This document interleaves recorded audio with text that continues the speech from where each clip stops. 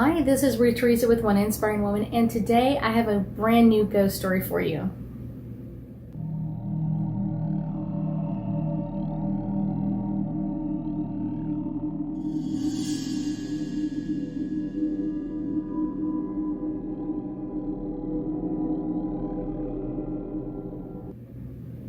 So I have a brand new ghost story for you. So a few weeks ago, I went up to Chapel Hill, Texas, to do some family stuff up there, and I found a new ghost. I mean, isn't that always the cool thing to do, is come home with ghosts? I always seem to. So this is a ghost that has been living in that area for quite a while, and they're heading back, but they wanted to come around and kind of like tell me their life story. They grew up in Houston. I'm getting the year of birth,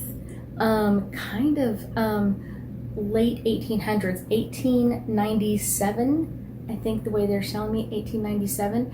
And they grew up in the Houston area, and probably around World War II or so, they moved out from Houston, moved out into the country, and around that Chapel Hill area near Brenham, and finished raising his family out there. And then they also raised a lot of cattle and had a lot of horses, and really kind of felt like they lived the good life.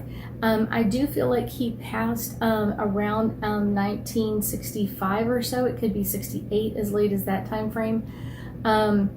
He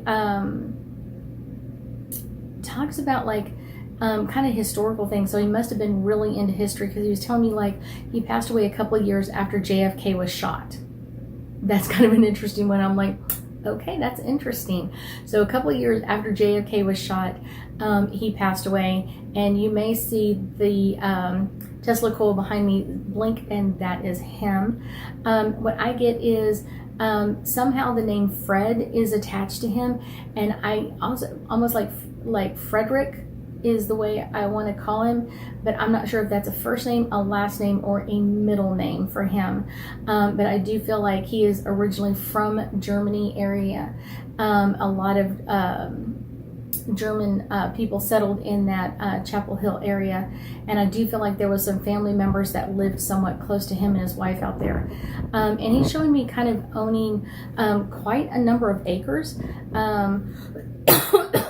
I want to say probably close to 150 or so, maybe more or less in that area. And like I said, they raised, not just raised cattle, but they had cattle and they had horses. And he got to see his great-grandchild being born, or met him after he was born, before he passed away. So he was really excited about that. He has, Frederick has a really simple work ethic, and he talks about just like to me it feels very traditional German, of like just work your life, and the more you work, the life your life is going to fall into place. I just feel like that's a total German life path for them.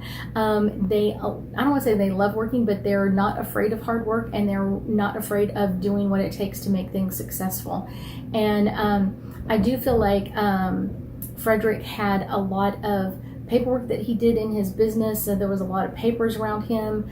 I almost feel like he did contracts of some sort, where he would like officially sign and date things. So there's a lot of official paperwork with his name on there.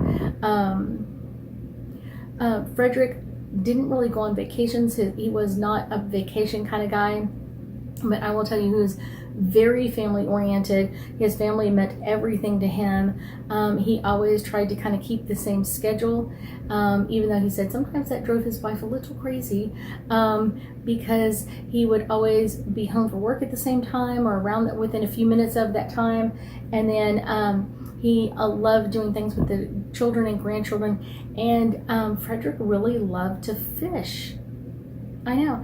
He loved going out to the Brazos River and going fishing whenever he could, and kind of as his little escape away, and kind of getting outside and getting some fresh air as well. And sometimes he would fall asleep on the bank. He's showing me images of him falling asleep on the bank and just kind of enjoying his time there. He did do shopping in Chapel Hill when it was kind of at its height, like in the 1950s or so. And then it was a much further drive, he says, to go into Brenham. But he loved that area and just kind of reminded him of Germany with the rolling hills and kind of that small town feel. That small town kind of like everybody knows you and everybody's part of your friend. That's one of the things he really, really loved about the area. I feel like Frederick passed from something in or around his head, and it could have been a car accident because I kind of feel it up in this area. So, and it's kind of like sudden. It's not like, oh, it's kind of slowly coming on. It's just kind of like there, it kind of hits you in the head. So I'm not sure if he had an aneurysm or if he was in a car accident and kind of hit his head up in this forehead area. It's something that he, you know, kind of one of those, he was here and then he was gone and there was nothing in between. But he also had like some leg issues as well. I almost feel like on his left foot or ankle had some issues of like standing for long periods of time. But he's a pretty good sized guy. I would say he's probably 6 foot to 6'1". Probably weighs a good 180 pounds to 200 pounds. He was not a heavy set man, but he was a very tall man, and very sweet energy nonetheless.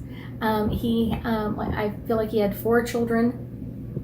2 of the children have children themselves, and then some of those have great-grandchildren and great-great-grandchildren now, and I feel like some of them still live or still attached to that Chapel Hill or Brenham area to this day. And that's where I picked up Frederick. He really liked that area. He really felt at home there. Oh, that's it. That's all Frederick has to tell me. I thank you so much for joining me today, and I know that we'll be talking again soon.